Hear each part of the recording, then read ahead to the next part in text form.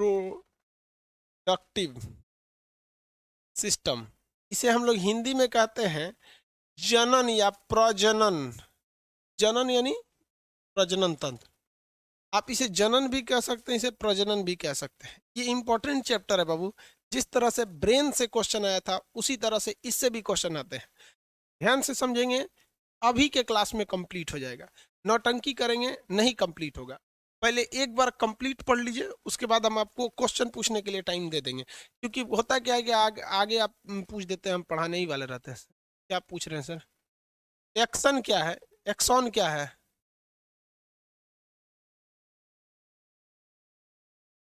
नाक से खून निकलता है। देखिए बाबू यहाँ पे एक सेकंड, रिप्रोडक्टिव सिस्टम से ऊपर बता देते हैं एक्सॉन के बारे में। ये जो ब्रेन की नसें होती हैं ना, ब्रेन की नसें वो बहुत बड़ी होती हैं, इस शेप में होती हैं। ब्रेन की नसें क्या होती है, बहुत बड़ी होती हैं। तो एक नस से दूसरी नस के बीच में जो खाली जगह होता है उसे एक्सॉन कहते हैं। ब्रेन की नसें आपस में जुड़ी हुई नहीं रहती हैं, हल्का सा बीच में गैप होता है। ब्रेन की नसें एक दूसरे से जुड़ी हुई नहीं रहती हैं, हल्का सा उसमें क्या रहता है, गैप होता है, जिसे हम लोग एक्सॉन कहते हैं। क्या कहेंगे, एक्सॉन। अब इस गैप में भरता क्या है, तो इसमें रहता है सोडियम। क्या रहेगा, सोडियम रहता है। तो ब्रेन की नसें आपस में कॉम्प्लिकेटेड बहुत जाल बनी रहती हैं, बीच में हल्का जगह रहता है, जिसे हम जगह को क्या कहते हैं, एक्सॉन कहते हैं। उसके बीच में के खाली जगह को भरता कौन है, सोडियम भरता है। कौन भरता है, सोडियम भरता है। अब देखिए, अगर शरीर में सोडियम कम रहेगा ना तो ब्रेन में सिग्नल कम जाएगा, इसलिए शरीर में सोडियम की मात्रा ज़्यादा रहनी चाहिए। इसलिए आप देखेंगे किसी को भी नमक का घोल पिला दिया जाता है, नमक खराब लगेगा इसलिए इसमें चीनी मिला दिया जाता है। चीनी पानी नमक, चीनी पानी नमक, क्योंकि नमक में Na होता है, सोडियम होता है, और बॉडी में जैसे पिएंगे तो सोडियम की मात्रा ब्रेन तक पहुंचेगी, ब्रेन एकदम हरिहरा जाएगा। तो जब कोई बेहोश वगैरह होता है तो उसके नस एक्सॉन में सोडियम की कमी हो जाती है, सोडियम की कमी। आगे बात है रिप्रोडक्टिव सिस्टम। रिप्रोडक्शन दो तरह से होता है, एक होता है एसेक्सुअल रिप्रोडक्शन और एक होता है सेक्सुअल रिप्रोडक्शन। इसे कहते हैं अलैंगिक जनन, अलैंगिक जनन, और इसे कहते हैं लैंगिक जनन, लैंगिक जनन। देखिए दोनों में बेसिक अंतर क्या होता है। एसेक्सुअल रिप्रोडक्शन मतलब एज एक फोटोकॉपी का होता है। आप फोटोकॉपी मशीन देखें, उसमें कोई मेल फीमेल की जरूरत है, आप अपना कॉपी फोटोकॉपी के दीजिए, उन्हें फेंक देगा वो फोटोकॉपी करके। सेम वैसा ही होता है आपका एसेक्सुअल रिप्रोडक्शन। इसमें किसी भी मादा और फीमेल मेल की कोई जरूरत नहीं होती है। हो गया। ये कौन है भैया, विवेक कुमार जी, बाबा विश्वनाथ जी की धरती से प्रणाम करते हैं भाई। सब लोग को प्रणाम नमस्कार भाई, अब बार बार कैसे करेंगे लोग। बाबा विश्वनाथ जी बनारस के हैं क्या जी आप? देखिए यहाँ पे ए सेक्सुअल में कोई भी मेल और फीमेल की जरूरत नहीं पड़ती है। समझ में आ गया कि नहीं?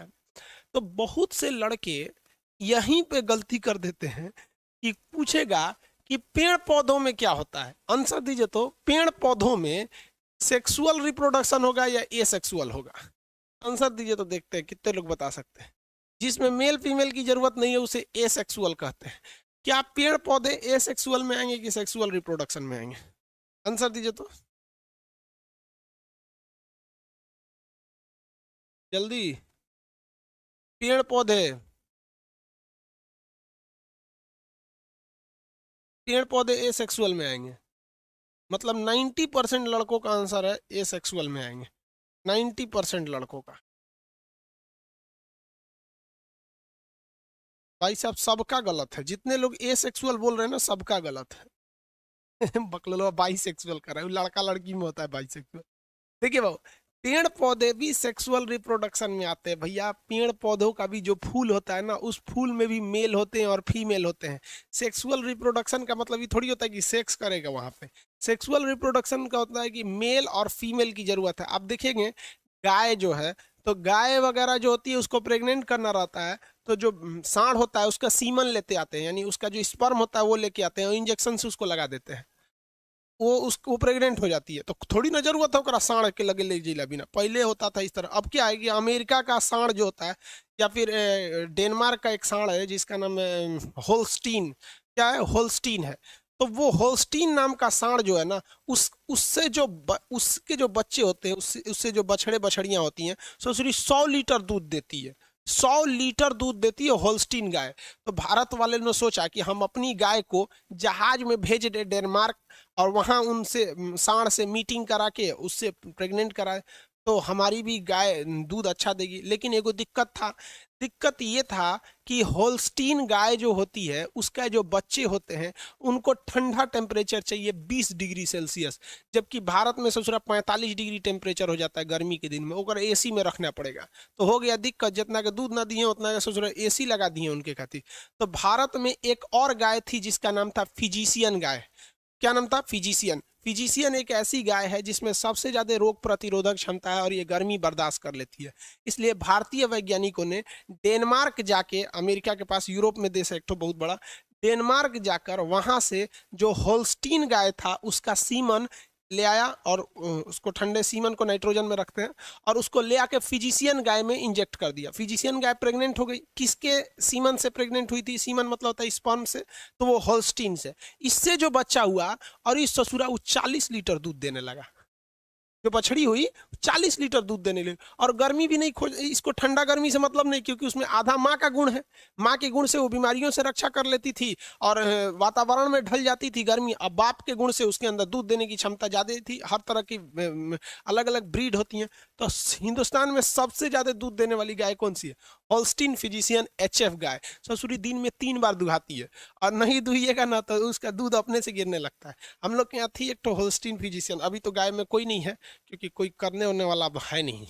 लेकिन इतना बड़ा इसका थन होता है, मतलब समझ रहे हैं?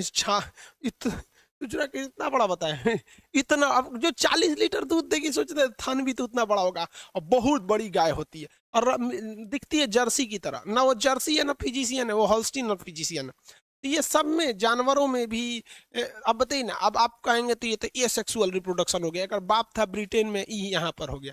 अब कुछ दिन में ऐसे मेल फीमेल में भी होगा। अब आदमी रहेगा अमेरिका और मेहरारू रहेगी जर्मनी, तो ऐसे ही होल्स्टीन फिजिशियन करा देगा सब।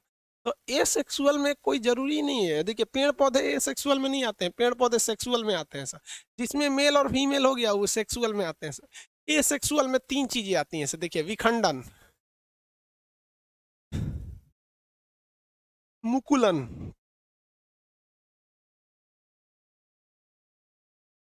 और एक आती है बडिंग। बडिंग, ये 3 चीजें होती है। ये क्या चीज है भैया? विखंडन। विखंडन उसे कहते हैं जब कोई एक कोशिका, अब आपको हम कोशिका विभाजन में बता दिए थे, असूत्री विभाजन में।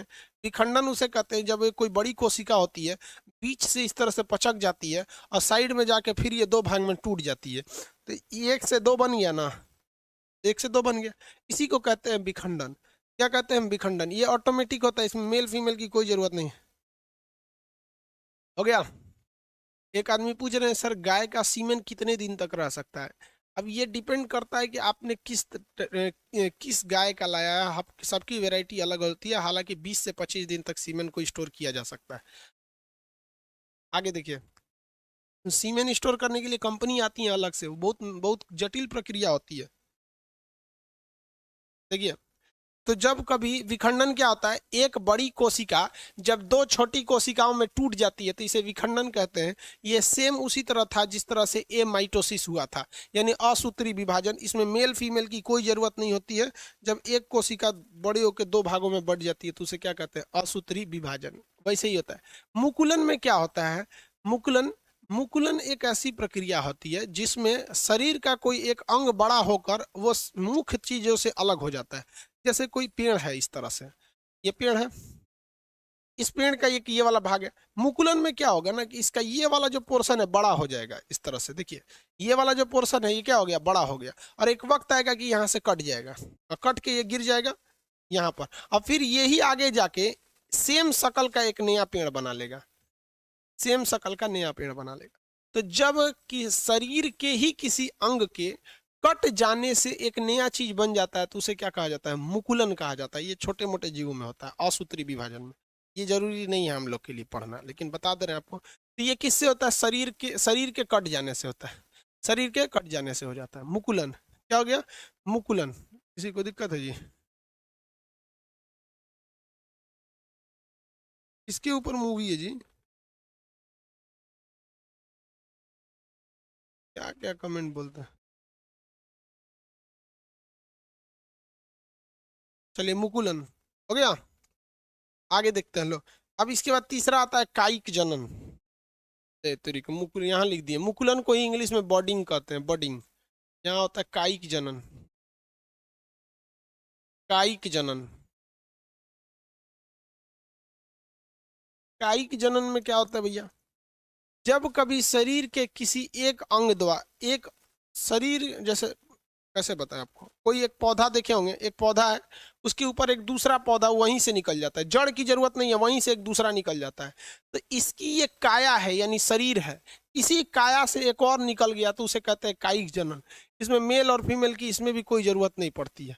मेल फीमेल की इसमें भी कोई जरूरत नहीं पड़ती है। इसका सबसे अच्छा एग्जाम्पल होता है पथल चट्टा। एक पौधा होता है पथल चट्टा, वो देखिएगा उसके पत्ती से एक दूसरा पौधा निकल जाता है, उसकी पत्ती से दूसरा पौधा क्या हो जाता है? निकल जाता है। तो इसके लिए कोई भी मेल और फीमेल की जरूरत नहीं होती है, ये उतना इंपॉर्टेंट नहीं होता है।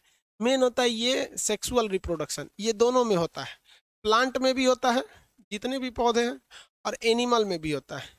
एनिमल में, एनिमल दोनों में ये होते हैं सब सेक्सुअल। ये सेक्सुअल में क्या होता है? विखंडन। कोई एक कोशिका दो में चली गई, वो विखंडन हो गया। शरीर का कोई एक अंग है, कट के फिर वो एक नया शरीर का निर्माण कर लिया, वो क्या हो जाता है भैया? मुकुलन हो जाता है। और कायिक जनन में बताएंगे भैया, कायिक जनन क्या होता है? इसमें शरीर का ही, शरीर के ऊपर से एक नया पौधा निकल जाता है, उसे क्या कहेंगे? कायिक जनन के नाम से जानते हैं। कायिक जनन के नाम से जानते हैं। हो गया।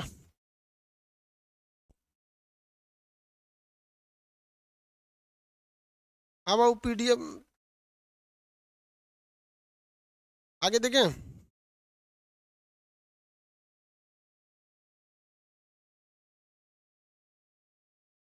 किसी को माथा चढ़ जाता है, वो क्या होता है भाई? माथा कौन चीज चढ़ जाता है?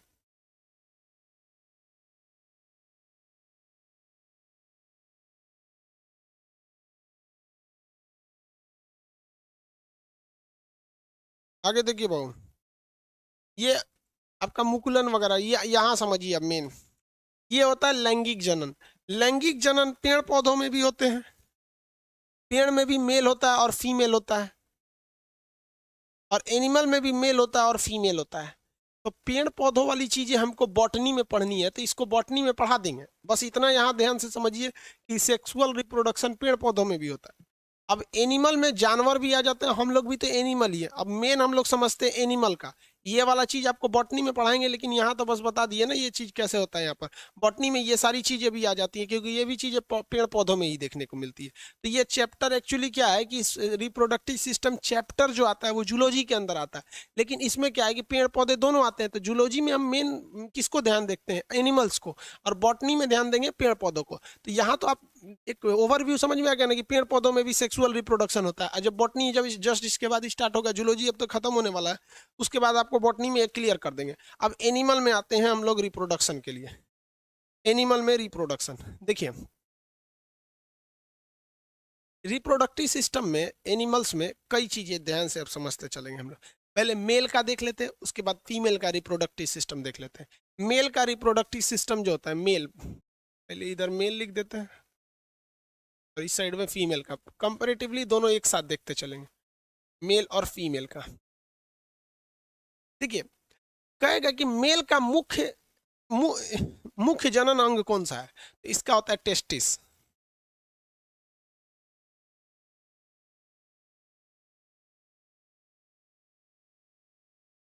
हेलो,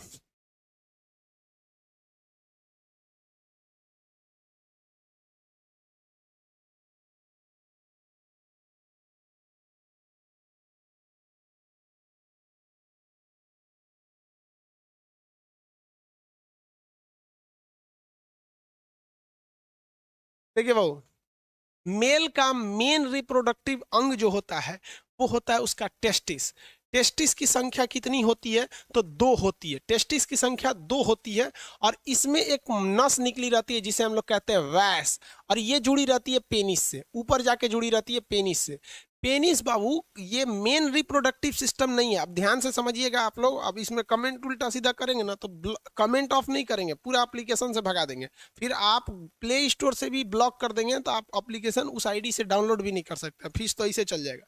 इसलिए जरूरी जो चीज़ है उसको समझिए, उल्टा सीधा नौटंकी नहीं कीजिए, क्योंकि ऑनलाइन है, हमको पता है कि कुछ ससुरे पड़ोसी की औलाद है, हक के चल जाएंगे ऑनलाइन में। लेकिन हम आपको बताते हैं कि ऑफलाइन में रहते तो कूच देते हैं आप लोग को, इसलिए जितना बता रहे हैं उसको ध्यान से समझिएगा।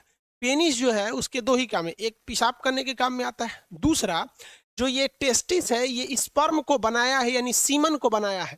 ये सीमन बाहर कैसे आएगा? तो ये एक नस है जिसको कहते हैं वैस, और वैस के रास्ते ये पेनिस को दे देता है। किसे दे देता है? पेनिस।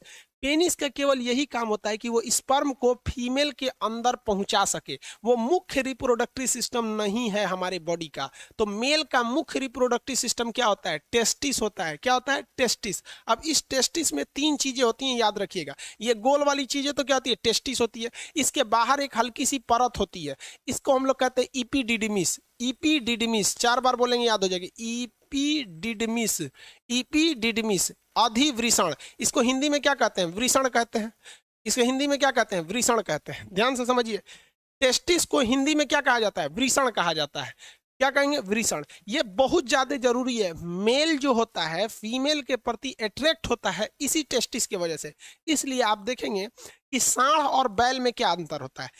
पैदा तो सब सांड होता है, लेकिन सांड के अंदर से ऑपरेशन करके उसकी टेस्टिस को काट के निकाल के फेंक दिया जाता है। तो अब वो सांड क्या बन जाता है? बैल बन जाएगा। उसको गाय के बीच में रखेंगे, उसको गाय से कोई मतलब नहीं है, कोई लाइन उन नहीं मारेगा।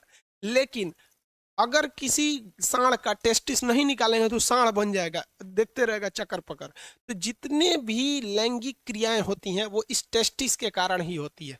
किसके कारण होती है? टेस्टिस के कारण। आगे बढ़े यहाँ पे। टेस्टिस को सुरक्षा कौन देता है? इपीडिडमिस देता है।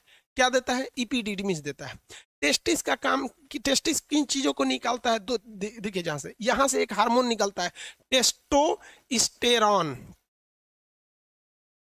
टेस्टिस से निकलने वाला हार्मोन क्या है? टेस्टोस्टेरोन। टेस्टिस से निकलने वाला हार्मोन टेस्टोस्टेरोन होता है। ये टेस्टोस्टेरोन में बदबू ज्यादा होती है। टेस्टोस्टेरोन में बदबू क्या होती है? ज्यादा होती है। इसीलिए कुत्तों के टेस्टोस्टेरोन की देखिए, कुत्ते जो होते हैं उनकी सूंघने की क्षमता ज्यादा होती है, इसलिए वो पेशाब करते हैं और पेशाब के रास्ते ये टेस्टोस्टेरोन निकलता है और वहां पर वो पेशाब करके अपने बॉर्डर को डिसाइड कर देते हैं कि ये मेरा एरिया है, यहाँ कोई नहीं आ सकता है। और उसमें दूसरा कुत्ता जब आता है तो सूंघ के घुसता है, तो वहां कोई कुत्ता पेशाब किया रहेगा तो उसको पता चल जाएगा भैया ये दूसरे के एरिया में आ गए। समझ में आ रहा है कि नहीं आएगा? तो कुत्तों में टेस्टोस्टेरोन ज्यादा होता है, मेल में भी ज्यादा होता है। मेल में ही तो होगा भैया, मेल में ही तो टेस्टिस होती है, इसलिए मेल में टेस्टोस्टेरोन ज्यादा होता है। कभी कभी कुत्ते जो होते हैं वो अपना बॉर्डर बनाने के लिए किसी मोटरसाइकिल के ऊपर पेशाब कर देते हैं, और मोटरसाइकिल खड़ी थी, उसका मालिक कहीं गया था, मोटरसाइकिल के ऊपर पेशाब कर दिए। उन्होंने तो अपना बॉर्डर डिसाइड कर दिया। अब मोटरसाइकिल वाले को क्या पता कि उसके मोटरसाइकिल पे कोई पेशाब किया है कि नहीं, तो 10 मिनट में सूख जाएगा। अब मोटरसाइकिल लेके चला जाता है, अब वो मोटरसाइकिल पूरी दूसरे के एरिया में घूम रही है और कुत्ते सूंघ लेते हैं सब। अब वो मोटरसाइकिल का पीछा नहीं कर रहे होते हैं सब, वो इसलिए मोटरसाइकिल को दौड़ा रहे होते हैं सब कि उस मोटरसाइकिल पे किसी दूसरे एरिया के कुत्ता पेशाब किया था, उसका टेस्टोस्टेरोन वो सूंघ के दौड़ा रहे थे सब। समझ में आ गया? इसलिए देखिएगा वो कभी भी कुत्ते मोटरसाइकिल को नहीं दौड़ाते हैं, वो आदमी को काटते उठते नहीं। अब पता नहीं ससुरा घेर लेगा तो काटिए लेगा सब, कौन जानता है। तो इससे निकलता है टेस्टोस्टेरोन।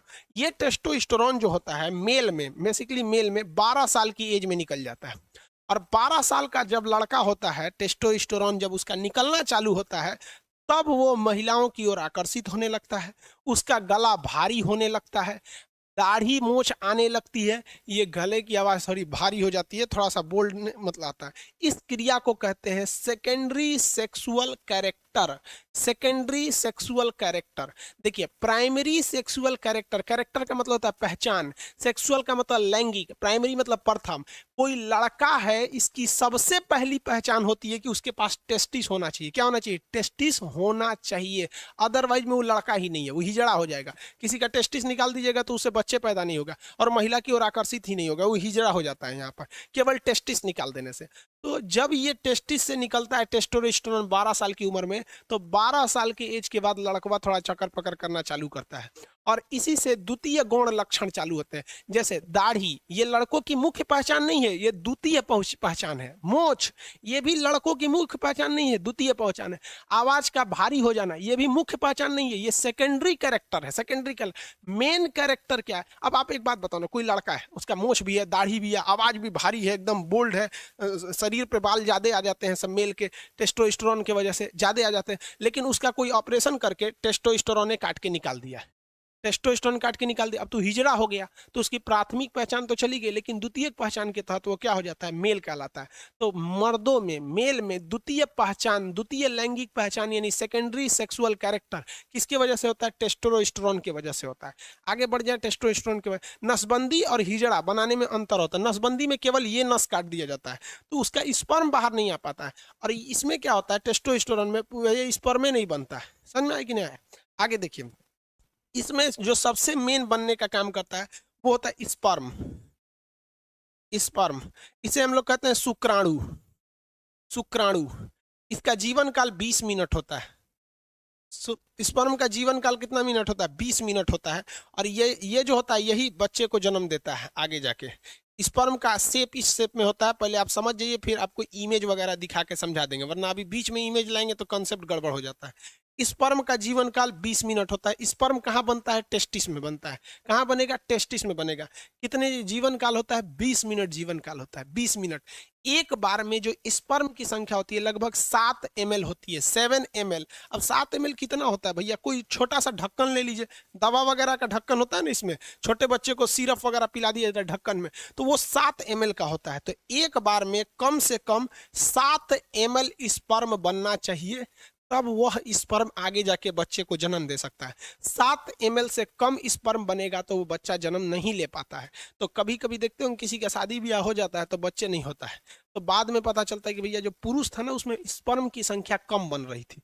तो स्पर्म जो होता है उसे इंग्लिश में क्या कहते हैं, हिंदी में क्या कहते हैं? शुक्राणु। जीवन काल 20 मिनट। आकार देख रहे हैं किस तरह से होता है, आगे मुंह होता है, यही आइए इसका टेल होता है, ये टेल को ही ऐसे ऐसे घुमाता है तो भाग जाता है। ये टेल, टेल की वजह से ही आगे गति कर सकता है। इसका जीवन काल कितना मिनट होता है? 20 मिनट होता है। अब देखिए अगला क्वेश्चन पूछेगा, इस स्पर्म को आगे कौन ले आता है? भैया पेनिस जो होता है, पेनिस, पेनिस टेस्टिस से जुड़ा ही नहीं है, तो स्पर्म को आगे ले आने का काम करता है वैस डिफरेंस। एक नस का नाम है जिसका नाम है वैस डिफरेंस। ये क्या है? एक नस है। ये क्या है? नस है। ये नस क्या करती है कि पेनिस में, पेनिस कर रहे हैं, टेस्टिस में बन रहे स्पर्म को कहां तक लाती है? पेनिस तक लाती है। और उसके बाद ये पेनिस क्या करता है? इसे वेजाइना तक पहुंचा देता है। पेनिस को क्या कहते हैं?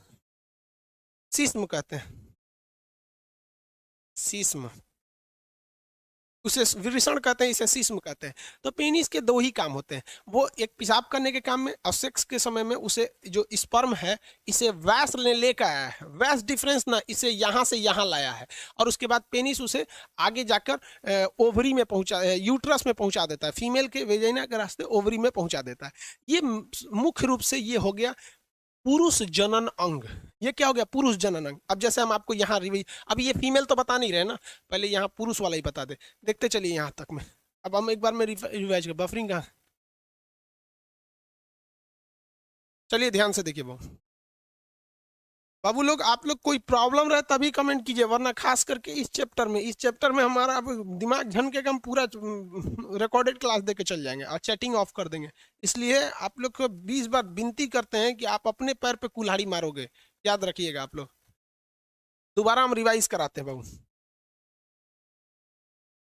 आम के पेड़ में बेटा, ये आम का पेड़ जब बॉटनी में पढ़ाएंगे तब बताएंगे, आप आदमी नहीं जानवर हो क्या?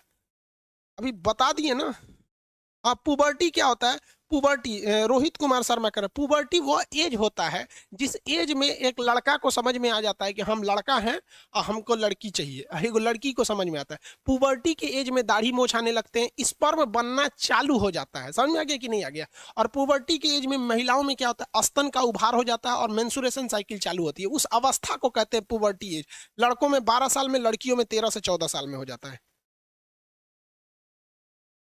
एक आदमी कह रहे हैं सर जिसका एक ही टेस्टिस रहेगा तो क्या होगा, स्पर्म की संख्या कम बनेगी लेकिन कोई दिक्कत नहीं। जिस तरह से एक किडनी रहता है तो काम तो करता ही है लेकिन उतना अच्छा से काम नहीं करता है, तो इसमें वो हिजड़ा नहीं बनेगा। अब एक बार रिवाइज करा देते हैं फिर आपको कॉन्सेप्ट क्लियर हो जाएगा फिगर के हिसाब से। अब तो ये बता ही दिए, देखिए वो ये जो हो जाता है ये हो गया टेस्टिस। टेस्टिस की संख्या कितनी होती है, 2 होती है। टेस्टिस की संख्या 2 होती है। टेस्टिस को बाहर से सुरक्षा कौन देता है, इपिडिडमिस। कौन देता है, इपिडिडमिस। क्या होता है, ईपीडी, अधिवृषण कहते हैं। हिंदी में टेस्टिस को क्या कहते हैं, वृषण कहते हैं, विषण कहते हैं। समझ में आ गया कि नहीं? टेस्टिस का काम क्या होता है, टेस्टिस से कितने हार्मोन, टेस्टोस्टेरोन हार्मोन निकलते हैं जो बदबू देते हैं। वहां पर जो कुत्तों वगैरह में, जानवर, इंसानों में कम बदबू देते हैं। टेस्टोस्टेरोन। और क्या निकलता है, स्पर्म। स्पर्म का जीवन काल 20 मिनट होता है। कितना होता है, 20 मिनट। कितना होता है भाई, 20 मिनट होता है। आगे समझते हैं, यहाँ ध्यान से देखिए। ये हो गया। ये नस का नाम क्या होता है, वैस डिफरेंस। ये नस का नाम क्या होता है, वैस डिफरेंस। वैस डिफरेंस होता है। इस नस को क्या कहते हैं, वैस कहते हैं, वैस। और ये जाके जुड़ा रहता है किससे, पेनिस से जुड़ा रहता है। किससे जाके जुड़ा रहता है, पेनिस से। पेनिस पेशाब और स्पर्म को बाहर पहुंचाता है, लेकिन स्पर्म को लेके कौन आता है, वैस। इसीलिए जब कभी भी इस वैस को काट दिया जाता है ना, यहां से काट देता है डॉक्टर, तो उसको कहते हैं वैस्कोटॉमी। टॉमी मैंने काट के निकाल दिया। कौन चीज को काट के निकाला, वैस को काट के निकाल दिया। तो लड़का चोट्टा पढ़ता है कि पुरुष नसबंदी वैस्कोटॉमी कहलाता है। कंसेप्ट से पढ़ेगा ना तो पढ़ना ही नहीं पड़ेगा, एक बार में बस। अरे वैस को काट दिया तो टॉमी, वैस्कोटॉमी। समझ में आ गया कि नहीं? फीमेल में बताएंगे कैसे ट्यूबोकोटॉमी हो जाता है। तो इस वैस को काट देंगे तो नसबंदी हो जाता है। नसबंदी में आपका स्पर्म बनता है, ठीक है, बनेगा। और वो स्पर्म बाहर भी आएगा, लेकिन यहाँ पे उसे काट दिया गया इसलिए यहीं पर वो रह जाएगा। और लाइसोसोम आएगा तो उसको यहीं पे मार और के खत्म करके साफ कर देगा, वो बाहर नहीं आ पाएगा। तो पुरुष नसबंदी में क्या काट दिया जाता है, वैस डिफरेंस नाम की नस को काट दिया जाता है, जिसे शॉर्टकट में वैस्कोटॉमी कहते हैं। क्या कहते हैं, वैस्कोटॉमी के नाम से जाना जाता है। इतना में किसी को दिक्कत नहीं। अब एक चीज देखिए ध्यान से, स्पर्म की एक बहुत बड़ी खराबी होती है, स्पर्म को ठंडा रहना पड़ता है। 35 डिग्री सेल्सियस रहना पड़ता है। स्पर्म हमेशा ठंडा रहेगा, 35 से भी कम रहना चाहिए उसका, 25 से 30 के बीच में रहना चाहिए स्पर्म को। और ये ससुरा बवाल हो गया। अब स्पर्म को अगर टेम्परेचर ज्यादा दे दीजिएगा तो मर जाएगा, बन ही नहीं पाएगा। बन नहीं पाएगा। उसकी जिंदगी कितने दिन मिनट का होता है, 20 मिनट का होता है, बन ही नहीं पाएगा। इसे अब बताइए भैया, हमारा जो शरीर है इसका टेम्परेचर 37 डिग्री सेल्सियस, और स्पर्मवा कह रहा है कि भैया हमको चाहिए 30 डिग्री से कम। 30 डिग्री से क्या चाहिए, कम। ले रे ससुरा, तू शरीर में है, शरीर का टेम्परेचर है। तो भगवान बहुत दिमाग लगाया। तो जो मेल के अंदर टेस्टिस होता है, मेल के अंदर क्या होता है, टेस्टिस होता है, वो उसके शरीर के बाहर हो जाता है। शरीर के क्या होता है, बाहर निकाल दिया जाता है, बाहर लटका दिया जाता है यहाँ पर। इसीलिए जो जो टेस्टिस होता है वो क्या होता है, शरीर के बाहर होता है, ताकि वो टेम्परेचर को कम कर सके। इसलिए पेशाब का टेम्परेचर 37 डिग्री होता है और पेशाब गर्म होता है। लेकिन स्पर्म का टेम्परेचर कभी भी 37 नहीं होता और स्पर्म कभी भी गर्म नहीं होता है। स्पर्म कभी भी पेशाब के जैसे गर्म नहीं होगा। समझ में आ रहा है कि नहीं आ रहा है? किसी को कोई दिक्कत नहीं है यहाँ पर, टेस्टोस्टेरोन। और ये समझ में आ गया ये शरीर के बाहर क्यों रहता है। अगर हम इस वैस को काट दिए, वैस को क्या कर दिए, काट दिए, तो स्पर्म बनेगा, लड़की के पीछे वो वैसे ही आकर्षित होगा जैसे वो पहले होता था। लेकिन वो स्पर्म बाहर नहीं आ पाएगा क्योंकि उसके अंदर ही रह जाएगा और उसका लाइसोसोम उसको मार के खत्म कर देगा। बच्चे को जन्म नहीं दे सकता है, लेकिन वो सेक्सुअल एक्टिविटीज में भाग ले सकता है। लेकिन अगर किसी का यही हटा दिए ऑपरेशन करके, ये टेस्टिस ही काट के निकाल दिए, जैसे सांड से बैल बना दिया जाता है, बतरू जो होता है ऐसा बकरी का हस्बैंड महकते रहता है ऐसा वो, और एक खस्सी होता है ऐसा, खस्सी तो बहुत साफ सुथरा रहता है ऐसा, जिसका मीट बनता है मटन वगैरह, तो उसमें क्या किया जाता है, टेस्टिस से काट के निकाल दिया। टेस्टिस काट के निकाल देंगे तो उसको फीमेल की ओर कोई आकर्षण होगा ही नहीं। समझ में आ रहा है कि नहीं आ रहा है? किसी को कोई दिक्कत?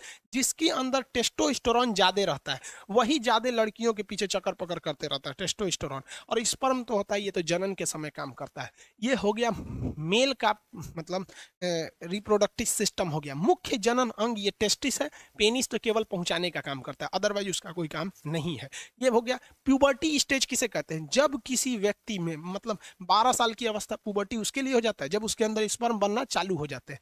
समझ में आ गया कि नहीं आ गया? उसकी आवाज भारी होने लगते हैं। ये मेल रिप्रोडक्टिव सिस्टम था। ये बड़े किसी को कोई दिक्कत नहीं? अब यहां देखिए ध्यान से, किसी किसी मेल में एक बीमारी होती है, पहले समझ लो बबुआ, बीर बाद में क्वेश्चन पूछियो। किसी किसी मेल में एक बीमारी होती है। देखिए यहाँ इसको मिटा देना बाबू, इस चीज को ध्यान से समझिएगा। और यहाँ सबसे बड़ा कंफ्यूजन होता है लड़कों को। ये टेस्टिस है, टेस्टिस की संख्या कितनी होती है? दो। एक काट, एक निकाल देंगे तो भी कोई दिक्कत नहीं है, एक से भी वो उतने काम करेगा, बट स्पर्म की जो मात्रा है वो 7 ml से घट जाएगी। ये इसका टेस्टिस है। और यहाँ पर ये कौन सी नस है? ये नस का नाम है वैस डिफरेंस। क्या है? वैस डिफरेंस, वैस डिफरेंस। और यहाँ से ये जुड़ा हुआ है पेनिस से। किससे जुड़ा हुआ है? पेनिस से। अब एक चीज दिक्कत समझिए कि यहीं पर होता है किडनी, यहाँ पे होता है किडनी पेट के ऊपर, और किडनी जो होती है ये पेशाब बना देती है। क्या करती है? पेशाब बना देती है। अब पेशाब की नस भी आके इसी पेनिस से जुड़ी रहती है। ले ससुरा, पेनिस को पेशाब भी निकालना है और स्पर्म भी निकालना है, दोनों का रास्ता अलग है। भाई साहब यहाँ से ध्यान से नहीं समझोगे ना, उड़ जाएगा दिमाग से एकदम सीधे। यहाँ देखो बबुआ, इस डायरेक्शन से क्या जा रहा है? स्पर्म जा रहा है। यहां से क्या जा रहा है? स्पर्म। और इधर से क्या जा रहा है? यूरिन। यूरिन, यूरिन जा रहा है ना। अब यहां पर एक कोई ना कोई रुकावट होनी चाहिए ना, कि भैया जब स्पर्म जाए तो पेशाब को रोक दे, और जब पेशाब जाए तो स्पर्म को रोक दे। दोनों एक साथ नहीं आ सकता है यहाँ पर। तो यहाँ एक दरवाजा लगा रहता है जिसे हम लोग कहते हैं प्रोस्टेट ग्लैंड। क्या कहते हैं? Prostate gland. Prostate gland, prostate gland. समझ में आ गया कि नहीं? प्रोस्टेट ग्लैंड कहते हैं, ये स्पर्म को रोक के रखता है पेशाब के लिए।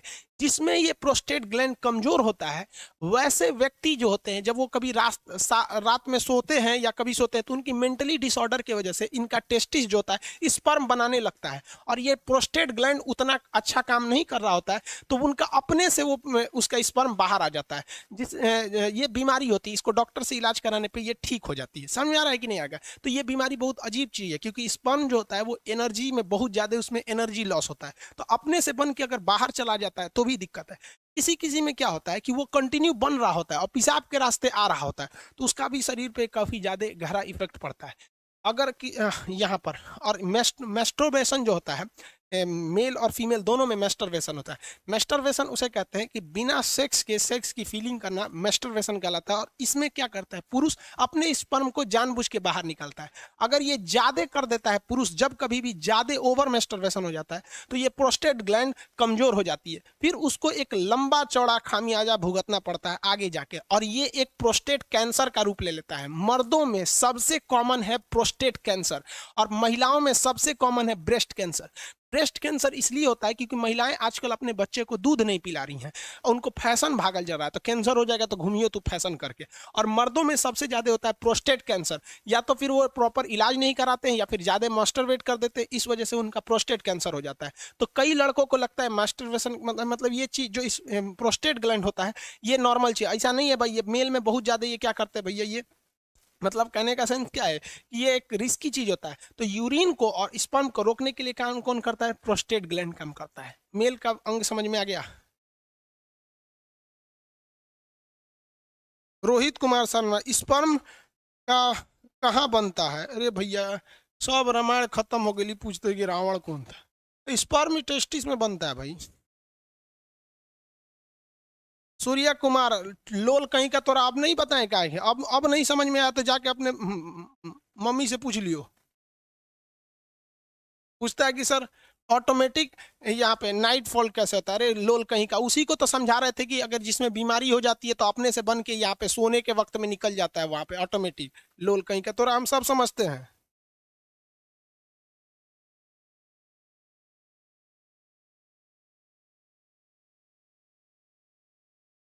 सूर्या कुमार जी बता दिए बबुआ, अब वो नहीं समझ में आ रहा है ना तो जाके घर मम्मी पापा से पूछ लियो। 7 ml स्पर्म बनने में कितना टाइम लगता है? भाई साहब एक मेल के अंदर जो सेक्सुअल टाइमिंग होती है वो 15 मिनट होती है। एवरेज कितनी मिनट होती है? 15 मिनट होती है मेल के अंदर में। 15 मिनट में वो बना देता है। अब किसी का 15 मिनट से घट जाता है तो वो भी डिसऑर्डर में जाता है, उसको भी डॉक्टर से इलाज कराना चाहिए।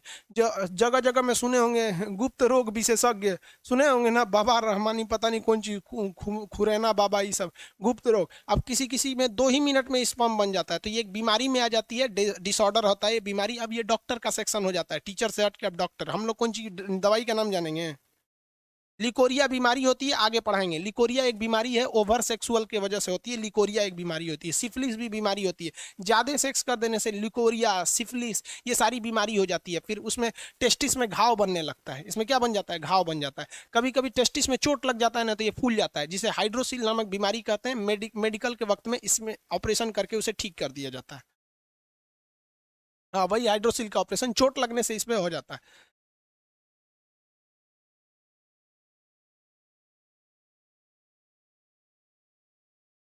अरे भाई विकास, विकास जी 25 बार लोल पूछ चुका है सर। किसी का एक ही टेस्टिस हो तो क्या होगा? कुछ नहीं होगा रे लोल, कहीं का एगो किडनी होगा क्या होगा? स्पर्म की संख्या कम बनेगी, कोई दिक्कत नहीं है। भाई जो बता दिए हैं उसको 40 बार क्या पूछता है? दीपक यादव, हाइड्रोसिल का ऑपरेशन तो आप ऑपरेशन डॉक्टर करेगा कि हम करेंगे? आओ कर देते हैं भाई, जब बाहर कर देंगे दोनों शांति रह जाएगी।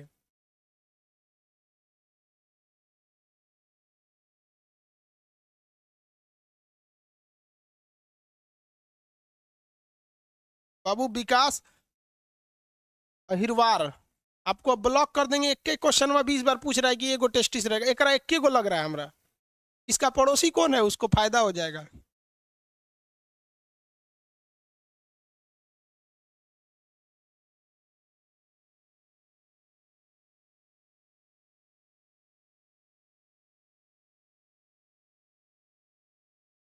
अरे रोहित कुमार शर्मा, रिफ्लेक्स सेक्शन नहीं बताए। अरे काम करने ऑफलाइन में रहते थूर देते।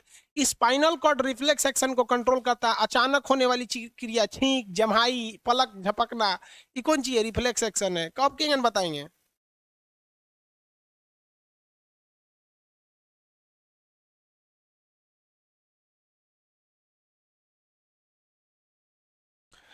चलिए अब इतना हो गया भाई। तो गुस्सा की बात नहीं होती है, जो चीज देखो, गुस्सा का बात इसमें नहीं आता है। आपको डाउट है, आप पूछिए, हमको कभी प्रॉब्लम नहीं है। प्रॉब्लम कब होता है? जब अगर कोई चीज पढ़ा दिए हैं, समझा दिए हैं, तू बोलता है कि सर आप छोड़ दिए हैं, तो गुस्सा लगता है, कहता है कि मतलब हम ही पागल थे। और दूसरा एक चीज होता है कि जब हम बोल दिए कि इसको बॉटनी में पढ़ाएंगे, तो तू जूलॉजिया में पूछ रहा है। मतलब होम ट्यूशन थोड़े पढ़ा रहे हैं हम आपको। एक के वजह से पूरा एप्लीकेशन के लड़कों को डिस्टर्ब करेंगे। हमको खुद पता बाबू, हम टीचर बनने से पहले ना 6 महीना तक कोर्स किए, और चाइना में जिस तरह से स्टडी कराया गया था, वो स्टडी किए हैं कि चाइना एशिया का मरीज था, कैसे डेवलप हो गया। आज भी आप देखेंगे तो हम A to Z जिस तरह से बच्चा से स्टार्ट किया जाता है, वहां से पूछा जाता है। अब आप लोग क्या है कि आप एग्जाम, इससे बाहर एग्जाम में क्वेश्चन ही नहीं पूछता है। वैस्क डिफरेंस होता है, ये होता है, खत्म हो गया है। अब इसके बाद आता है फीमेल रिप्रोडक्टिव सिस्टम। मेल वाला हो गया, मेल वाले में किसी को कोई दिक्कत नहीं।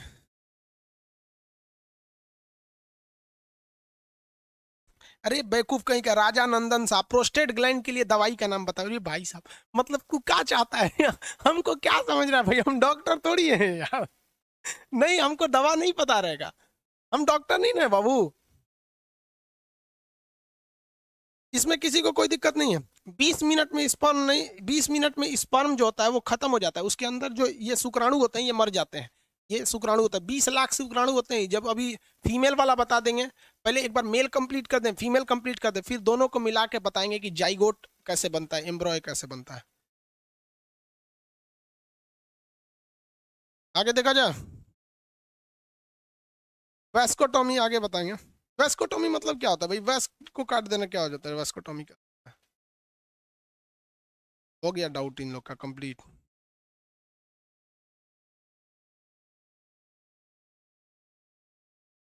चलिए मेल वाला हो गए लोग। अब इन लोग का कोई क्वेश्चन वोश्चन अब नहीं है मेरे ख्याल।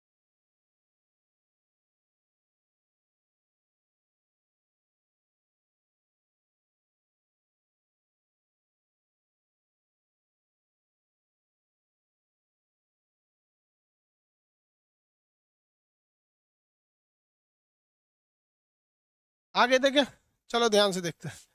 ये तो कंप्लीट हो गया। अब फीमेल वाला देख लेते हैं। मेल वाला हो गया, फीमेल वाला। फीमेल में क्या होता है भैया? फीमेल में मुख्य जो जनन क्षमता है, फीमेल का मेन सेक्सुअल पार्ट उसके वजाइना नहीं है, उसका अंदर जो किडनी के बगल में होता है, यहाँ पर इस पार्ट में होगा, किडनी के पार्ट में, उसको बोलते हैं हम लोग ओवरी।